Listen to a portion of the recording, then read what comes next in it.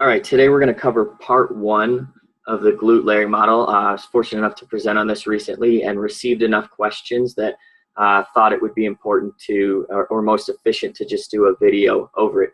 So the overall aspects of the glute layering model, our goal out of this is to consider and correct inefficient hip firing patterns. And through this goal, we've created this systematic approach to glute function. So we'll go through all of the different layers as we progress through this in part one. But from what we're seeing with advances in technology, having both force plates and EMG data available to us in a very rapid fashion, and then understanding our athletes' firing patterns, so this hip extension firing pattern that we're going to discuss today, we're seeing changes in muscular efficiency and improvements in their force output by altering this firing pattern that we're going to go through today. So ultimately, this is going to be many systems within a system. You're going to see aspects from many different practitioners, and it might not be anything new, but it's more about how the system is implemented to create change that will show you that our athletes are realizing.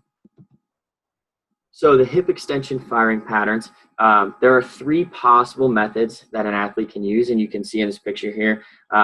Obviously, what we're going to coach is going to be that the glute should fire first in hip extension. So it should go glute, hamstring, and then opposite QL. And Cal Dietz has a ton of videos up on discussing hip extension firing patterns, and I'll make sure to link that in here as well so you can go follow those. But for that reason, we're not going to get into the three different patterns as much. Just know from what we're seeing from our athletes in changing these patterns, the efficiency and the force output that we're seeing, that glute should fire first in hip extension. And this is really important to understand because hip extension and flexion are required for any locomotion pattern to be completed. You can't move without hip extension or flexion. Obviously, different movements require different extents, but we should continue to focus on this state of explosion, firing from the inside, so glutes, outwards throughout the body on a movement. So the optimal firing pattern, like we talked about, is going to be glute to hamstring and then opposite QL. And again, we want to create this state of explosion. All right, so driving forces from the inside out, you can see on this picture here, working from the inside from 1 out to 2 out to 3. And this is going to be critical to prevent overuse injuries. If you are contracting a muscle and firing back inwards in order to create hip extension, you're going to start to see overuse injury, the likelihood increase. And obviously we can't prevent everything, but that likelihood of that overuse injury is going to be decreased dramatically. When this pattern is utilized, the body is going to compensate. And I was fortunate enough, I did a podcast with Joel on Just Fly. I'll make sure to link that in here as well as to some of the theories and why we feel that the body begins to compensate, whether it's structural or stress. It goes into a little bit more in depth there. But basically, your body has to complete two things in order to survive. It has to breathe and it has to move. And we talked about hip extension and flexion being required for movement. So if those muscles aren't readily available in the most efficient manner due to whatever reasons, the body's going to find cheat patterns, even if they're inefficient. So, and this is where that likelihood of an overuse injury is going to increase because some of those non-major muscles are now being, whether it's the opposite QL or the hamstring, are being required to take over for that as primary movers for hip extension. So glute layering pyramid overall, we've kind of discussed this in both ways, but we think that the more we see it, that we should put structural at the bottom, and we'll demo some of these in part 2. We'll give full hyperlinked examples, but structural is key. Without structure, your body is not going to produce force to the highest level. It's going to almost enter a protect mode to make sure that it doesn't rip itself apart. Like, you're going to make sure that you're protecting yourself at all times. From there, RPR, reflexive performance reset. We're not going to go into how to implement this today, but just understand that it is utilized to a high extent for us in our glute layering model. From there, glute isometrics. So again, these pieces might not be anything new to coaches, but it's about their implementation. So we'll cover some of the actual brain changes that are seen when these are implemented in the manner that we discuss. And then 3D, three-dimensional contralateral movements. So we've created a sheet here at Denver that, or an aerobic training phase basically, that is going to focus on utilizing these aspects in full kinetic chain movements. Now, obviously, there's a transfer of training piece, and that will be covered more in part 2, give you fully hyperlinked examples to that as we progress through this. So the structure, like we talked about, this forms the base of the pyramid because without the structure, that protect mode is utilized and your body's not going to fire efficiently. It's going to inhibit or down-regulate or be in defense mode, and that's not going to allow optimal performance or force production. So altered biomechanics are going to mean inappropriate range of motion and or loading mechanism, and basically our goal here, and luckily we have, sports med staff, chiropractors that are of an extremely high level in the area that we can utilize if we run into this. But there are also some basic exercises that you can implement in your programming to assist in this. Ensure that your athletes can actually achieve hip extension, because that's such an issue that we see with our athletes that are stuck in class all day and then come out of 6 hours of class and then try and hop right on the field and play. Because if they can't achieve that hip extension, then that glute is going to be inhibited. And then the foot aspect. In this picture here, it's a model of triplanar loading, but basically understand that this is the mechanism that should take place in order to eccentrically load that glute. So as if that subtalar joint can't function, can't complete that eversion or the pronation of the foot, then you're going to not create the appropriate eccentric load up through ankle dorsiflexion, but tibial medial rotation that will drive the femur to slightly medially rotate, and then from there that eccentrically loads the glute and then to contract and propel itself through. So constant game of telephone. So if you're not addressing aspects at an athlete's foot and they're locked up, then there's a high likelihood that you're going to not be receiving the appropriate message up at that hip level then to complete the movement in the most efficient and powerful manner possible. So spotting structural issues. Obviously, coach's eye is huge, but there are going to be times where if you're working with 40 athletes on the floor at once and it's just you, it's going to be very difficult to see that. But aspects that I look for is the hip position and gait. So are they stuck in that relative flexion or that anterior pelvic tilt that we've talked about because they're sitting in class all day? It's a very sedentary lifestyle now, even for student athletes. That's going to create a compensation pattern that can be predicted. Your athletes are going to go one of two ways. They're either going to, if they're stuck in that anterior pelvic tilt, they're either going to bring their ribs down to match their pelvis. And if you think about that, as that rib comes down to match that, you're going to be placing more stress on your hamstrings. That's it, as if that athlete's hips and torso were to be vertical, like truly vertical, it's going to be like you're reaching with your hamstring on every stride. So that athlete is going to place more stress on their hamstring repeatedly, and eventually the likelihood of that hamstring breaking down from that stress is going to be increased. The other type of athlete, they're going to drive their ribs up or maintain a vertical posture even though their hips are rotated forward. And this is going to be an athlete that's utilizing their back to complete hip extension as the primary mover. So it's going to fire from their QL, then to their opposite hamstring, and then to that opposite glute. All right. So if it's left QL, then it would be right hamstring and right glute. And this is the athlete after especially a longer distance of running. Let's say you're doing some type of longer conditioning. That's that athlete that's going to be looking up at the sky because their hips are still slightly forward while their chest is up and their head is back. They're creating that tension through their back to complete each stride. The lateral sling, obviously a single leg stance, support phase is critical. And then like we talked about, through the foot, if that midfoot's not functioning at a high level, then you're going to see a drop off at your glute. Creating athlete awareness is critical. Now, if you've never coached them into this, then it's going to be difficult for them to have that. But as you coach this more and more, that athlete awareness of how they should be completing movement and what it feels like when their pattern's corrected, they'll start to realize when they're not functioning at the most efficient level.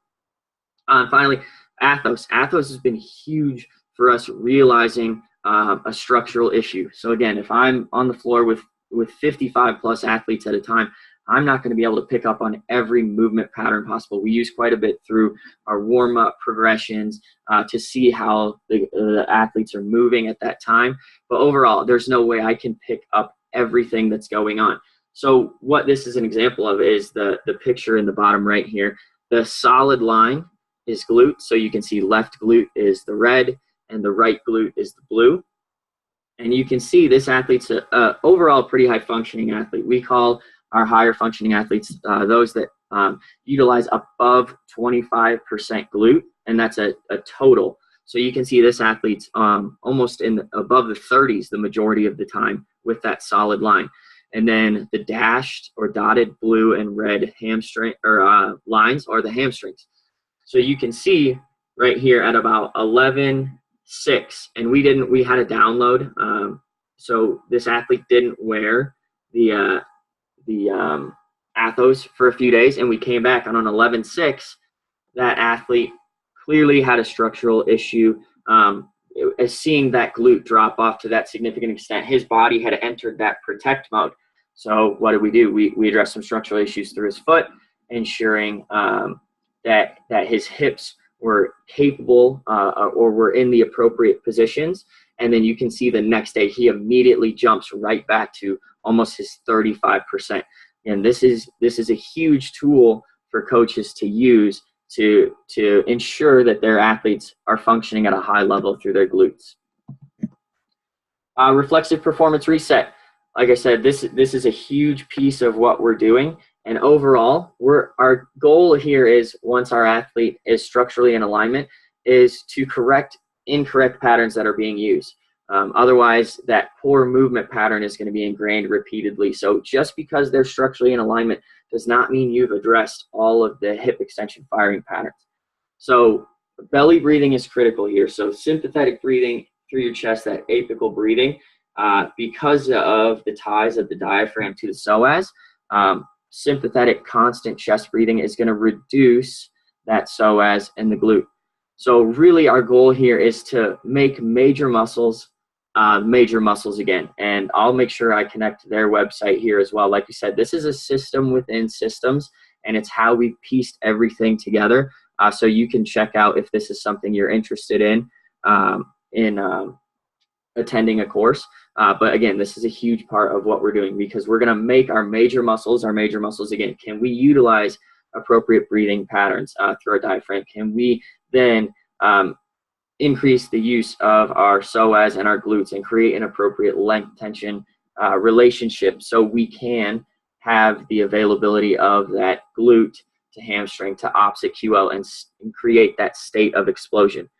Regardless if you've attended the course or not, you need to make sure that you have an honest relationship with your sports med staff. If you are a strength coach, obviously the athletes are able to reset themselves, but that open line of communication is going to make life so much easier when you're utilizing this method. Glute Isometrics. This is one of the biggest pieces that we've utilized, and again, this is nothing new. People use these all the time. But our goal, now that we have addressed structure and the reflexive performance reset, make sure that athlete has the appropriate firing pattern, or those major muscles are working, is to increase the utilization of the glutes. So we're going to talk about the corticomotor area of the brain and how we're using this to address that. But we're going to start isolated at first. And our goal here is to have a sore butt. Really, when our athletes complete this, especially for the first 2 probably-ish weeks, they're going to be extremely sore due to the time under tension, even though we're using only green mini bands. But if that athlete is not sore through their glutes, then that's going to be a problem, because that means they're going to be driving stress into their back or their hamstrings, even in an isolated position. So that's what we'll start in the most isolated, like basic clamshell at the beginning, and then we'll progress into more difficult gravity-based exercises. So again, we want to use this after the appropriate firing patterns are achieved. That's going to ensure that we're not compensating. So that's going to increase the likelihood of that sore butt after completing this. So corticomotor excitability, a really interesting study done on this, increased the drive from this area of the brain after isometric training. So what this study did is they did 20-minute sessions, and after 6 days, they increased the firing of the corticomotor area of the brain after 6 days. So a significant change in 6 days with 20-minute sessions throughout. And what they showed is it actually is transferable to other non-isolated glute exercises. So they did different exercises after and showed that that increased firing is still occurring. So what our goal here is to create enough time under tension to allow more real estate for recruitment for those glutes. So we've put them through structure, we've put them through the reflexive performance reset, but now can we increase the amount of capacity that brain has for those glutes? And now we can use it as a priming piece as well. So what we've seen with our athletes with the EMG, and we'll show you this in part 2 as we kind of track them, is that 6 to 8 minutes can make a huge difference in an athlete's priming. So that we've actually moved towards using this in a pre-lift and training as well as practice and game setting, because we're priming that system. That corticomotor excitability is up, and that availability or real estate for that glute is also increased. The 3 progressions, we are going to change time under tension. So consider like, and each athlete has a different cup size, quote unquote, for their corticomotor area. And once that cup size is filled up, then you're going to have to move on to a different piece or muscle, because that athlete is going to compensate at that point. So we use movements. We use a cross crawl, lateral cross crawl, and I'll make sure that I link these early to allow athlete to move a little bit, take some stress off the glutes as an isolated setting. But that consistent movement is also going to keep that corticomotor area running at a high level. So let that athlete recover a little bit and then bring them right back to the glute isos, and you haven't lost any time. Now, obviously, as they progress, we want to increase that time that they're capable of handling the isometrics. We'll start mid-range muscle belly, taking the viewpoint that the GTOs at the extreme ranges are already a little bit overactive. So we want to slide, quote unquote, slide some of that availability back to those spindles. And then from there, we'll work to our extreme range of motion. And then obviously ground to standing. We need to be able to take these glute isometrics and make them more available to our athletes as they're required on the field. Obviously, we're not doing banded clamshells as our transfer of training piece onto the field, but they are extremely efficient at utilizing their glutes in that pattern because it's such an isolated spot. Again, those progressions, I'll make sure that I hyperlink all of the 5 progressions that we use that consider each of those, as well as if you want to check out the Just Fly podcast that I mentioned before, kind of goes through those 3 progressions in a little bit more detailed setting. So 3D contralateral, I'll make sure I link this, but it's going to apply all these previous concepts in a full kinetic chain aspect. So now it's, can we utilize the glute to hamstring to opposite QL and hip extension over and over and over again. Transfer of the glutes in all 3 planes. And again, the goal is continue to be sore butt. If your athletes are finishing these movements and they're not, if they're sore in their back, if they're sore in their hamstrings, that means either they're firing inefficiently or they don't have the tolerance. Their cup is not big enough to do the volume that was prescribed. So cues through this, squeezing glutes, driving through your big toe, and finish as tall as possible. I enjoy using that. It creates more of a rotate your hips under you as you finish tall, rather than if you say finish forward. Some athletes will naturally start to drive with their back. So again, this was part 1 of the glute layering model. We'll get part 2 done here in the near future, and that will cover the implementation and show some examples of the transfer of training and some of the results that we're seeing through this.